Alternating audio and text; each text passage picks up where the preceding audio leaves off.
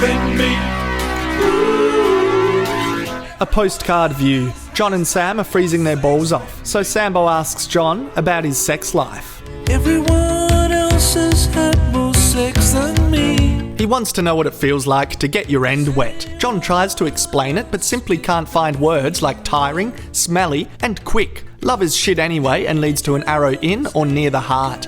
They chat more about death, standing well inside each other's space bubbles. Sam then swipes his security card and takes the really slow lift down. Ominous owl and a mannequin. The Wildling fellas are also talking about past times in which they got laid. Ygritte says, yeah, nah, shut the fuck up, you're all lying and exaggerating, busted face. Main cannibal prick questions whether Ygritte can kill John or if she'll give him some ginger minge. She gets fired up and declares that she can kill John, no worries. Cut to a lonely book club. Aemon Targaryen shows up and bangs on about his prime days, getting his end wet and being in love. He didn't fuck around too much, he had some standards. He can tell Sam loves Gilly.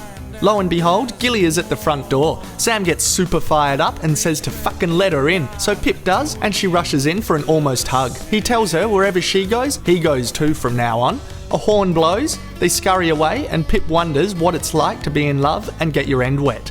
Ominous owl. The mannequin army is coming to life. John rushes to see what the horn blowing is all about. There's a big fucking bushfire. Night's Watch turn their lights on and play some Donkey Kong. Thorne is now thinking he should have sealed the tunnel. John is humble. They almost bond, but not quiet.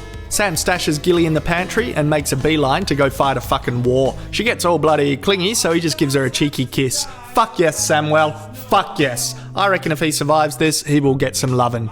Sam finds his combat spot and calms down the panicking Pip. He's fucking Mr. Cool now he's kissed a Sheila. The Wildlings now commence their attack. There's some trash talking, a mammoth, a bloody giant. Fuck this, fuck that, fuck's sake. A different horn blows and there's tons of confusion about what side they're getting attacked from. The Wildlings are heading towards the southern gate. Archers fire, unknown wankers start dying. Thorne wants to head down to where the action is. He leaves Slint in charge, who instantly shits his dax. Wildlings are starting to infiltrate. Sam and Pip do very little damage.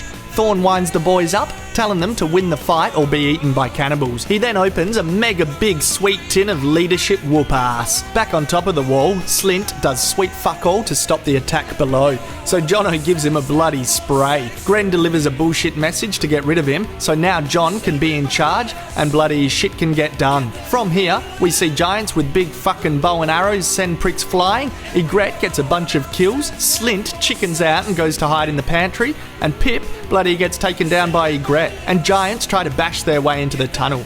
John sends Gren down to deal with the big wankers. There is a mini boss fight between Thorne and Tormund, and Thorne only just gets out alive. Sam's balls continue to grow and even he gets a kill. Go Sambo! He then pays John a visit and it's time for him to go to ground level.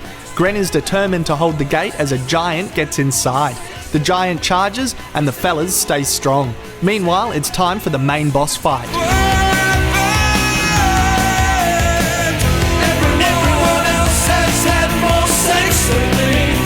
And Jono fucking hammers him. Then, Ygritte has an arrow pointed at his heart, but she gets shot in her heart by Ollie.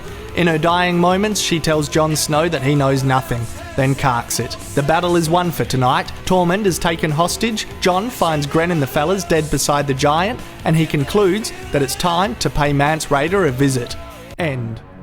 What makes a man? Is it the woman in his arms? Just 'cause she has big titties? Or is it the way he fights every day?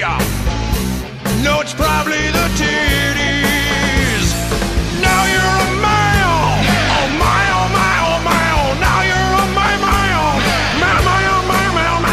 This week, Samwell Tarly was the standout player for me. I don't think there were that many characters to connect to besides Jon and Sam, maybe Ygritte a little bit, but I had a lot of fun watching this one. Tonally, it was different to last week's traumatising episode, and I think we needed that. King's Landing can feel all too real and political at times, so to escape to a big fantasy setting was just fun. I did like seeing the supporting cast step up. Gren has earned top bloke status, Pip was just getting his confidence but got fucked over. Ed did really well with his big anchor on a chain thingy, and I actually love seeing Thorne be a fucking badass leader. Seeing him in action now makes me understand why he's acting commander. He knows how to get a team fired up and ready for combat. It'll be nice to see if him and Jono can work together in future instead of bickering. But I thought Samwell had the most development. I did yell, "Yeah, boy," when he planted a kiss on Gilly. I'm invested in his character arc from cowardice to courage. The talk with Aemon Targaryen, who could have been a king back in the olden days, was super duper fucking cute, wasn't it? As I say, tonally, it would have no place in last week's episode, but an old blind bloke excitedly talking about being in love in his heyday was excellent. To see Peter Vaughan monologue was great. He's 91 years old, this actor. We knew the time would come when Jon and Ygritte would face one another, and it was okay, and young Ollie taking her down makes sense because she killed his father back in episode 3. I know Ygritte is popular with the Sheila fanbase, but we've seen her ransacking villages and killing innocent folk. There was a nice moment last week where she let Gilly and the baby live, but it feels like she doesn't know if she's coming or going as a character.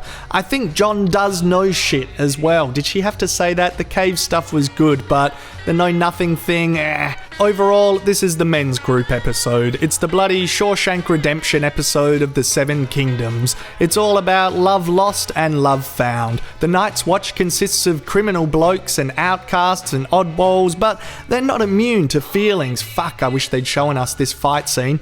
One thing that everyone has in common in this fight is the desire for love. I like the director Neil Marshall. He did the Blackwater episode in season 2 and also directed a horror flick called The Descent. I love that movie. The action lasted for half an hour, so this episode would have been stressful as fuck to make. Nice job though, and good work with the characters left that we do care about. I also thought Liam Neeson was fantastic, and I'm glad he didn't kill Ghost. I do think the battle lacked intensity because of the stakes. Really, if the wildlings do flood the north, who owns it? The Boltons, and they're a pack of assholes. If the Starks lived there, I'd be more invested in the spectacle. But it was fun. It was a fun episode. Ominous Owl, and who lit this fire? Unfortunately, the only thing that couldn't fit into the love theme was Foxtel, because nobody loves them. Subscribe to my channel, do join me on Facebook and Twitter. I'm going to be doing some pretty fun stuff on there. See ya!